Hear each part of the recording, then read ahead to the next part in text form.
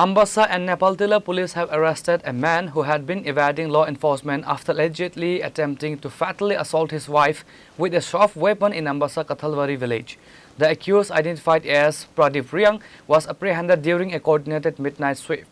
According to police sources, a joint operation was launched following specific intelligence regarding the suspect's whereabouts. Personnel from the Nepaltila police station and the Ambassa police station teamed up to execute the raid, tracking down and capturing Pradeep Riang from his hiding spot. The brutal attack took place on June 8 in the Kathalwari area under the Ambassa police jurisdiction.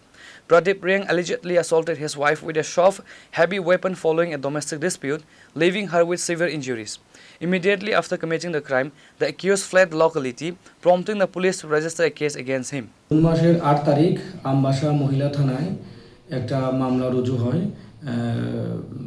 Heart and assault স্বামীর দ্বারা আক্রমণের। তো ওই দিন মহিলার husband মহিলার উপরে ধারালো অস্ত্র দাও দিয়ে আক্রমণ করে। তো খুবই রক্তাক্ত জখমপ্রাপ্ত হয়। তারপর থেকে সে পলাতক। মহিলা চিকিৎসার পরে এখন বর্তমানে সুস্থই আছেন।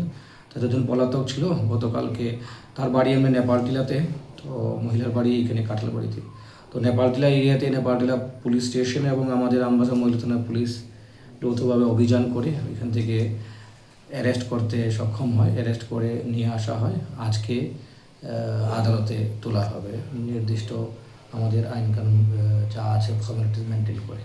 Following his arrest on Monday night, the police are processing the documentation to produce Pradeep Riang before the local court for legal remand. Bureau report, Khorang.